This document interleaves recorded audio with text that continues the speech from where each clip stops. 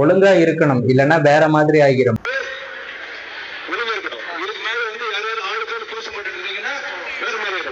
Virudhunagar SP மிரட்டல் பேச்சால் சர்ச்சை.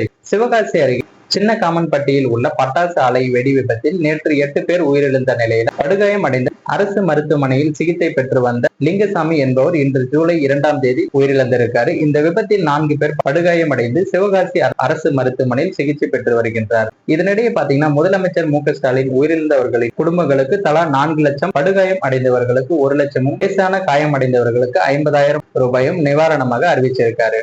விபத்து தொடர்பாக சாத்தூர் நகர் காவல்துறையினர் வழக்கு பதிவு செய்து ஆலை மேற்பார்வையாளர் ரவி என்பவரை கைது செய்து விசாரித்து வருகின்றனர். விருதுநகர் மாவட்டம் எஸ்பி கண்ணன் மற்றும் சாத்தூர் டிஎஸ்பி நாகராஜன் ஆகியோர் விபத்து குறித்து விசாரணை நடத்தி வந்திருக்காங்க.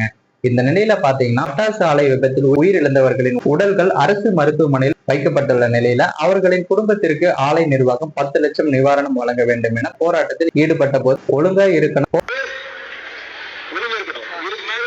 போட்டா வேற மாதிரி ஆயிடும் என்று விருதுநகர் எஸ்பி கண்ணன் மிரட்டல் தொனியில் பேசியதாக சமூக ஊடகங்களில் பதிவு ஒன்று வெளியாகியிருக்கு. பின்னர் பாத்தீங்கன்னா அங்கு சூழ்ந்திருந்த மக்கள்கள் எங்களை சுட்டுக் கொள்ளுங்கள் என போராட்டத்தில் ஈடுபட்ட மக்கள் போலீசாரிடம் வாக்குவாதத்தில் ஈடுபட்டிருக்காங்க. ஆனால் எஸ்பி கண்ணன் இவ்வாறு பேசியது சர்ச்சை கிளப்பியுள்ளது. எஸ்பியின் இந்த பேச்சு பொதுமக்களிடையே பரபரப்பை ஏற்படுத்தியுள்ளது. இந்த மிரட்டல் குறித்து பலரும் கண்டனம் தெரிவித்து வந்திருக்காங்க. இப்பதான் பாத்தீங்கன்னா அஜித் என்ற ஒரு நபர் பாத்தீங்கன்னா போலீசார் விசாரணை என்ற பெயர் அடித்து கொலை செய்யப்பட்டாங்க.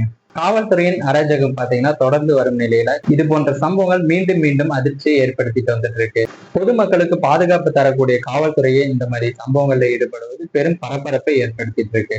மேலும் இது போன்ற வீடியோக்களை உடனுக்குடன் காண மறக்காம நம்ம சேனலை சப்ஸ்கிரைப் பண்ணுங்க. நம்ம போடக்கூடிய வீடியோ பிடிச்சிருந்தா மற்றவங்களுக்கும் ஷேர் பண்ணுங்க.